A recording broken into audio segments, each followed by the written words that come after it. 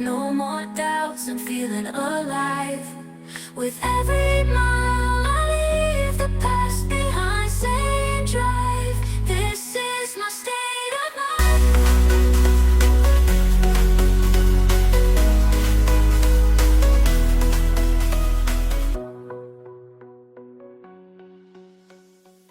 Welcome to Sanity podcast, where we try to make brain science accessible to diverse community. And my name is Onsari Miyabi. Happy to be hosting everyone here today in celebration of the International Women's Day. And you know, when it comes to International Women's Day, I'm always happy because one way or the other, it's also my day.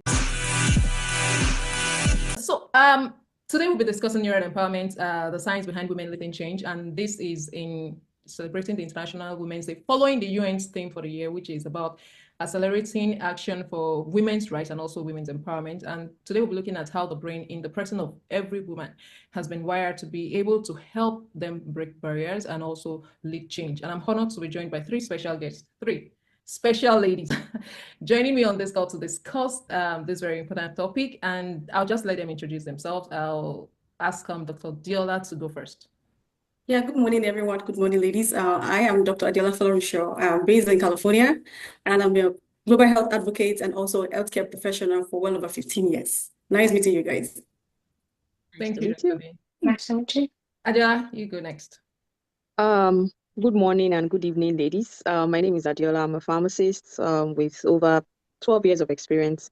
I've practiced in Nigeria. I'm currently practicing in the UK. I'm also a public health professional, and it's a pleasure to be here. Thank you. And we're also happy to have Kende on the call. Kende, go ahead to introduce us. I am Kenny. I'm a software engineer. I think I'm the odd one out in this group. But yeah, I'm a software engineer and I live in Glasgow in Scotland and I work in a financial institution. And I've got about 6 years software engineering experience. Thank you, Kenny. I'm happy I got these three people on the call. And before we move on, I have two special people on the call. I have two Adiola. So in case you don't know the meaning of Adiola, Adiola means crown of wealth. So I'm happy to answer Adiola. So if I'm saying Dr. D, that means I'm saying Dr. Diola Florencio should answer the question. And when I say Adiola, so the Adiola, that means the question is directed to you. So just to get that. And before we go, let me just quickly ask this fun question. What do you do for fun? I'll go with Adiola first. What do you do for fun? What do I do for fun currently? I think it's just to sleep. Oh, okay. Dr. D? Yeah, for me, I love to meet people actually because I know people have a wealth of knowledge. I always want to, know what people know. Great. And Kenny? I think my idea of fun is same as Adiola. I love to sleep in my spare time. Sleep, eat, and watch movies. That's all I do. So none of you likes to cook. I was looking for a kitchen to visit after this call. Oh, okay, so you guys just streamers. Thank you. Okay, so we move right into the conversation, and then we're looking at the neural empowerment as the science behind women leading change. But before we move on to the science part, and I know each one of you have been able to have a niche for yourself at different sector, and I wanted to know what mental model did you have to change at one point or the other, if there was any, that helped you to succeed in this field, and at what moment did you realize that you needed to make this change? This question is for the three of you, but I'll start with you, Dr. Diola. Dr. D. Thank you so much. Thank you for having me. I think when it comes to mental model itself helps with our thought process, right? It makes us to see how we are and how we can relate to with the world. So for me, the world itself is very complex, right? And so we need to have a strategy to be able to adapt to this complexity. Otherwise, you might even be drowned in it. So for me, what I've used and what I've used so far is the theory of constraint. Now, the theory of constraint look at how the bottleneck, that things that can stop you from achieving your goals. And so what the theory of constraint look at is how you can identify what those problems are so that you'll be able to find the strategies. You'll be able to identify what the problems are to be able to achieve your goal.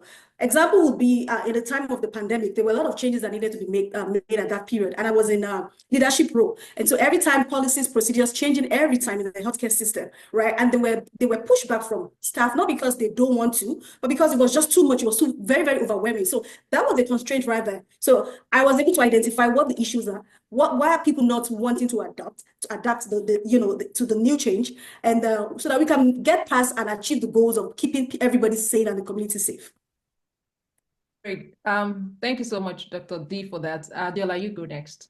You can weigh in on that. Yeah, so Dr. D has already mentioned the model of constraints. However, for me, I would say that the way I've been able to break barriers is innate. So I did not use any. I'm not going to say I use this concept. I will say is something that is inbuilt. Is some of the core values that I've been brought up with, and those core values are the fact that I don't believe as an individual that there's nothing I cannot achieve. So I think this has been my own personal driving force, such that even in workplaces or outside the workplaces, when I meet barriers, they kind of excite me because it just pushes me to be better. And that in itself has helped me in a lot of ways. So I really do not believe that there's nothing that cannot be achievable. And I also believe that there would always be challenges on the way. And because I have the mindset of the fact that I can do anything, of course, by the grace of God, I would always want to overcome that challenge. And just to collaborate with what Dr. Dia said, I think as women as well, we have that natural ability to always push, even regardless of the prevailing circumstances. So I think that has worked for me over the years. Thank you, Diola, for that. And over to you, Texas. So me, I think one of the biggest mental models I've had to shift is that the idea that your educational background has to define the limits of your career. To be specific, I studied applied geophysics, and for the most part of my education, I thought I was going to end up in the oil and gas industry. But then now I've built a career in software engineering within financial institutions. All the roles I've ever had have been software engineering roles in financial institutions. And there was a moment early on that I realized that the ability to learn and adapt and solve problems is what matters most than where you start from. For example, it could be the banking industry, it could be the oil and gas industry. What people want is just to have the problem solved, right? So that shift in mindset, it's allowed me to not only to be able to enter the tech industry, but to also thrive in it. I had to push against so much self-doubt. I think everybody has imposter syndrome and the perception that just because I didn't start some certain way, I didn't fit into a traditional mold of what a software engineer should be like. So much so that even after working for almost 4 years as a software engineer, I felt like, okay, I was lacking the foundation that I needed because I didn't study computer science or something. I went to get a 2-year master's degree in computer science only to finish and realize that I wasn't actually missing much to begin with. So the moment I was able to let go of that mindset that, oh, I didn't start this way, so I probably would not end this way, I was able to accelerate my growth and take on bigger challenges. And I think most importantly, I was able to believe more in myself. Wow, that was really, really brilliant, Kenny. And I would like to just direct this this would have gone to Dr. Adiola, but let me just quickly take this to you as a follow-on question, Kenny. You have been able to thrive in this very, let me call it, narrow path for women. Most of us women are kind of scared to push into tech industry just because of some of the things that surround it. For example, somebody like me, I've learned Python. I've been struggling just because I know my data analysis. So sometimes I just need to force myself to know it. And now I've been in between R and Python and just trying to use it for some analytics. What can you share with us that has been able to show those natural capabilities in women? Just like Adiola mentioned the other time, she said something about innate ability that women even have already. What are some of those natural capabilities that has been able to translate into some practical leadership role, even in your own field? And if you have some common experience that you'll be able to share that has displayed the strength and has helped to change narratives. Oh yeah, thanks for that. So in my field as a software engineer, I've come to realize that leadership is not just about technical ability. For example, almost everybody knows what a variable is and how to write a simple line of code. What matters the most and what separates leaders from followers is collaboration, how you solve problems. And because, like I said before, everybody just wants their problem solved and the world is changing so fast, right? Driving innovation is also one other thing that is really important in leading change, for example. And women's natural strengths like emotional intelligence, empathy, to be specific, and also inclusive decision making. Women have this natural ability to carry everybody along, right? To make sure they never leave a team member behind. I found that this translates directly into effective leadership and decision making. And I've seen firsthand how the diverse perspectives as a team leader can help to arrive at better solutions. And as an example, I'll give in my current job, I think I joined just over 12 months ago. And within the first 6 months, I had to join a total of 3 teams. The second team I joined, they were just about rounding up this massive project, and everybody was just trying to get the solution through the door. And nobody had time to just sit down and put me through like how the team was, the end to end of what the project was about or the architecture. So even though I was pulling my own weight, and it required me having to give an extra hours, putting double efforts the amount I would have normally put in if I had like a perspective of the entire project from the beginning. So even though I was doing okay, I still had like a lot of doubts. Like, am I doing enough? Everybody seems to be, doing important things, and I was just there trying to drag myself along. But there was this lady in my team. She was way more senior. She is way more senior than I am, and she pulled me into a call one day. I was like, "Oh, I think you might be feeling this way, but you're actually doing great, right?" Even though I didn't actually say how I was feeling, I think she could just read into my body language or see things that I wasn't seeing. And she was like, "Well," even though she was a senior associate, that she even still somehow had imposter syndrome, or she wasn't good enough and stuff. So she was able to just calm me down, like, "You're doing okay, just keep doing what you're doing. And don't forget to enjoy the process and learn along the way." Right. So I've seen several cases like that where women, because not just because we are at the job and you have to lead somebody, right? Because of natural skills that women would probably have, like empathy, for example. They can see things that you don't even see and can help people, get people along to just achieve the goal of the project. So because of such help that I got from a lady in my team, I was able to, deliver what I needed to deliver. And because of that, she was able to pull people together that we delivered an even better solution than what we intended to deliver for the client. So yeah, that I Great. feel that's real leadership, bringing people together to create impact. Thank you so much, Kenny, for that very beautiful example, and that was quite encouraging. I will like Dr. D to weigh in on this, trying to give us more of those unique capabilities that women have in leadership, being at the forefront of leadership research based on some of the experiences you've had in global health advocacy. What are some of the neurological changes or advantage that you think women may have in showing forth their unique leadership capabilities? Kenny mentioned a few, but I want you to also maybe expand more on this. I know you're not a neuroscientist, but I'm just saying if you can touch on some science to further back this up and tell us some of these capabilities that we've got, challenging every woman who will be listening to this to come to this realization. Yeah, I want every woman and every girl that will be listening to this podcast that naturally, looking at the anatomy of the woman, there is a part of our brain, the frontal brain, which is responsible for our thinking and our problem-solving approach, right? According to studies and research, it shows that that part of the brain is well developed, it's large, and so it's able to, take up challenges, able to accommodate and find strategies to it. So women, girls, we can leverage on that.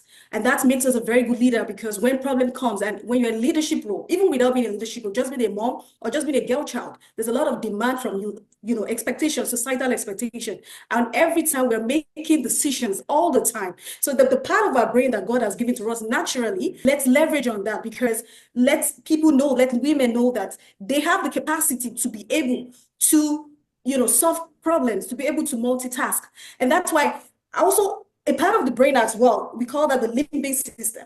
Now, what the limbic system does is it helps with memory function, it helps with even how to emotions as well. So, and that part in particular is called the hippocampus. It's in the brain. We're born with it. Everybody's born with it. The hippocampus, what it does, it helps with memory. And so that's why for women, we can take up so many things, so many tasks, right? And we can still remember. That's why you have a woman having 6 children and can still tell you that this one needs this one needs that, and they're still meeting up to the demand. So to start with is that leverage on the natural things that God has given to us are part of the brain. But if we don't use it, if you don't exercise it, if you don't believe that you have it or you can do it, that's going to affect you. And that's where the power of the positive self-talk comes in. When you use that, you are able to unlock that aspect of your brain, which is the hippocampus and the frontal part of your brain. So naturally, women have the mindset to be successful, irrespective of what the barrier that the society has placed on us. Wherever you live, whether you are a woman of higher class or just in the middle, we always want to be successful. We always want to contribute and make impact. So going with that mindset that naturally I have this, plus number 2, I need to prove to the society that I can do it, that we're not limited to just to the kitchen. Or, you were saying, Adiola, that we're expecting all of us to like to cook. Right? There is more to us than that, than cooking. We're not just cooking jollof rice, right? We're also making decisions. We are the boardroom making decisions that is impacting the society. Thank you so much, Dr. D. That was spot on. I was just looking for where to crash and take some food, actually.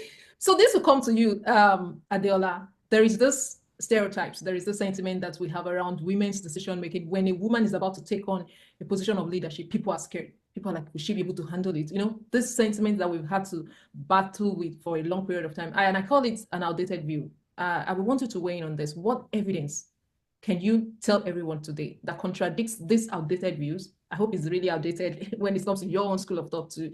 And how do you think we women can showcase this evidence to everyone to counter this belief and make people believe in us, make even we ourselves believe in ourselves? Because even fellow women, sometimes we doubt ourselves and like, what are you doing there? Are you not supposed to be somewhere? How do you think we could show this evidence and counter those old beliefs and also shine as women?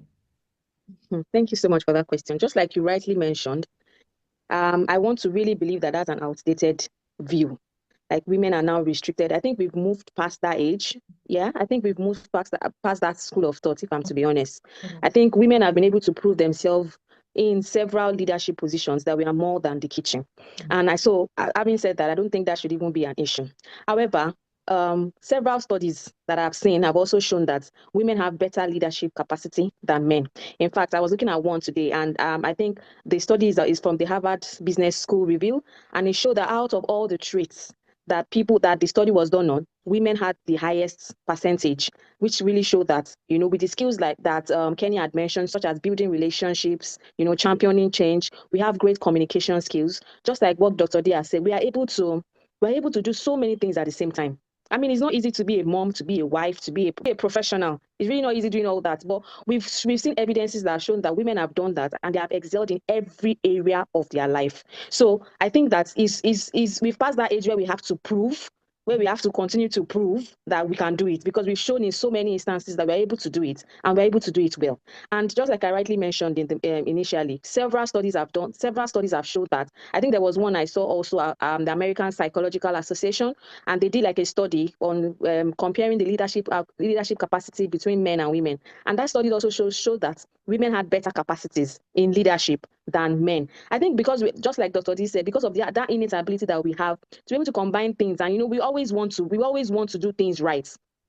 Literally, over time, I think people's opinion about women being in leadership is because they feel that women rule with emotions, or women are kind of emotional, so they won't be rational, because we think that men are more rational and results driven than women. But no, we've been able to prove that wrong, that we are emotional, yes, but we have the ability to work very, very effectively and efficiently with people, which is something that a leader needs. I mean, we don't need leaders that are autocratic. We need leaders that really work with people to get results done. And studies have shown that women are really, really good in that, which has also helped to say that women are better leaders when it comes to that aspect. So yeah, several studies have been done, and I've just mentioned a few. I'm sure there are so many other studies that have really shown that women are really better leaders. In fact, another study also showed that as women grow older, they even become better leaders. Why is not the same for men, according to that study. We said that as they grow older, they begin to doubt themselves. So that study showed that when women start, the more we grow older, the better leader that we become. So I think, having said that, and I want to say on this podcast that no woman or no girl child should ever doubt themselves. I mean, like I mentioned earlier, it's just something that you believe, in yourself. You don't need to doubt yourself. Thank you so much, Adiola. No girl child, no woman should doubt themselves. And this will also help us to accelerate this right as women. For everyone also listening, please take note of that. Kenny, I want you to quickly weigh in on this. When we have this mind shift, sometimes it helps. But you've also mentioned some cases where you had this syndrome and you had to fight it. And despite being in this very unique field, kind of, when a woman is writing code, they say, what are you doing? That's a job of a man. When you are an engineer, that's a job. What are you doing there? Are there things that you can say to every woman or every child listening today to enhance the self-esteem? Adela just mentioned something around the self-esteem, and which is one of the things that has weighed us down, kind of limit our reach for a long period of time. Yeah, I think that one of the biggest myths is that women second guess their decisions too much, and the women's decision making process is usually misrepresented as hesitation. I found that most women are often deliberate and thoughtful. For example, before a woman makes a decision, she has probably thought about every angle, every decision that could probably come out of what she's trying to do, right? Women are usually more deliberate and thoughtful. And I think these are the necessary ingredients for well-balanced or rounded decision making. The challenge, however, is that we usually feel the pressure that we need to prove ourselves twice as much as, for example, males in the field. I've had a manager say to me before in a previous job that once you girls, because we had, I think there were 4 of us in the department, and with several other guys, and it was like, once you girls get married, you're going to leave the team, right? Because you won't be able to cope. So why do we need to keep, trying to train you and invest in you and stuff? So how do we get past mentalities like that? We need to recognize that confidence is built through repeated action, right? When we take steps, even if it's small steps, one small step at a time, it reinforces our beliefs in our abilities. I've had moments, yeah, I mean, in my personal life, in my job, where I felt like, oh, I don't think I'm ready to do this, or I'm ready for this position or for this challenge.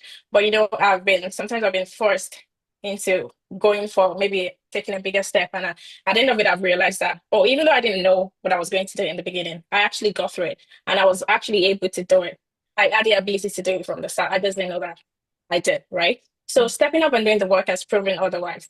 So I believe that women and girls everywhere, they need to embrace the idea that confidence is not about being fearless. Everybody is fearful, even though some people know how to put on a braver face than others. So confidence is not about being fearless. It's about taking action despite your fear.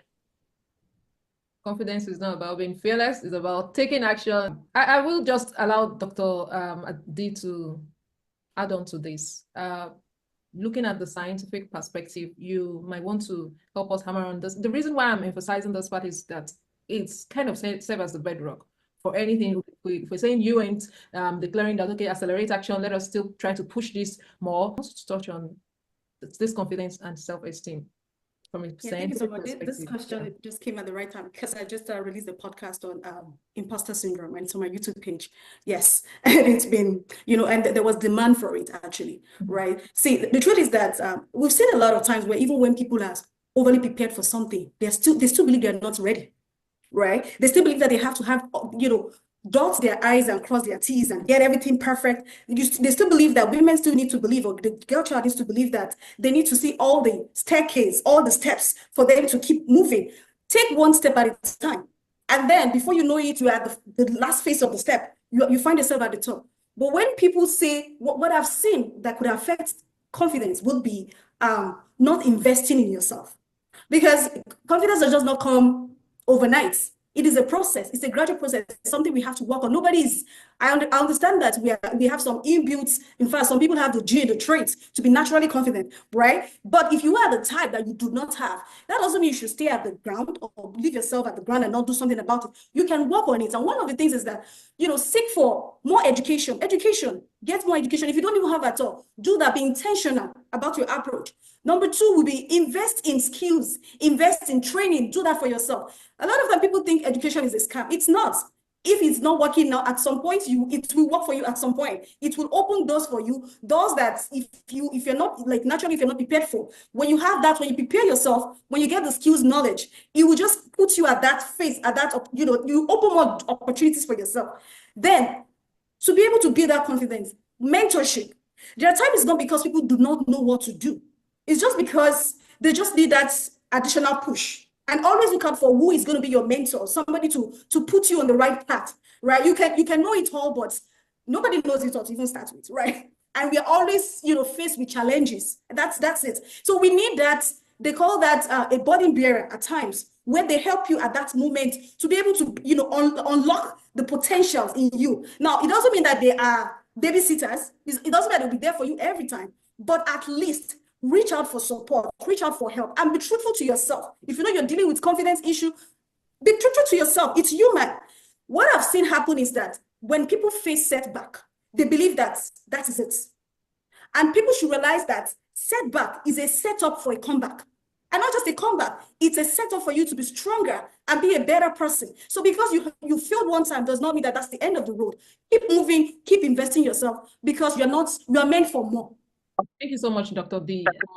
That was just spot on. This year's theme for UN is accelerating action. And I want us to look at this call for an increased momentum and also some sort of urgency addressing the systemic barrier that exists for women in their professional life and personal life. What action will you suggest to every woman that is listening today, or to every man who has women around them, that may want to increase this thing, accelerate their impact, and also make do with what they have at the moment to create this impact for year 25?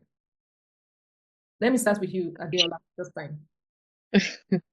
I want to tell every woman that would watch this podcast or that is watching this podcast, that you should not limit yourself. You should not be limited by your circumstances, your prevailing circumstances. I think the most important thing is for you to keep taking those steps, no matter what, what you feel. If you feel that the steps are baby steps, just keep taking those steps. Keep dreaming. Continue dreaming. I want to say that you should not limit yourself, because you once you limit yourself, then you cannot pass those limitations. So I want to say to every woman, keep dreaming, keep doing, keep taking that steps, keep impacting in your space wherever you are now. Keep impacting your space wherever you are now. And before you know it, that big dream, you would achieve it, and you would even surpass it. I think the key thing is just to keep working, keep doing the work, keep putting in the work, keep developing yourself, keep impacting your world. You don't have to start with big things, start with the small things and keep working on yourself. And just like you mentioned about postpartum and the rest, I mean, those phases will come and go, but you will remain. And the most important thing is for you to keep dreaming. Once you stop dreaming, then you can't achieve anything. I don't want to say once you stop dreaming, then you start dying. That looks too big. But then, yeah, once you stop dreaming, then you can't achieve. So keep dreaming and keep doing is the message I'm going to leave today. Dr. D, do you want to go first before we have Kenny, Sarah? Yeah, that's amazing. Yeah, one thing for sure, I also want to add to every woman, to every girl child, that you have everything it takes. You don't have to have it all figured out. Keep taking that baby step, like my colleague, my namesake said, Adiola Ogungbimi said. Keep taking that step, and also use the power of networking. That's very important. When an era whereby everywhere is going global, everything is global now.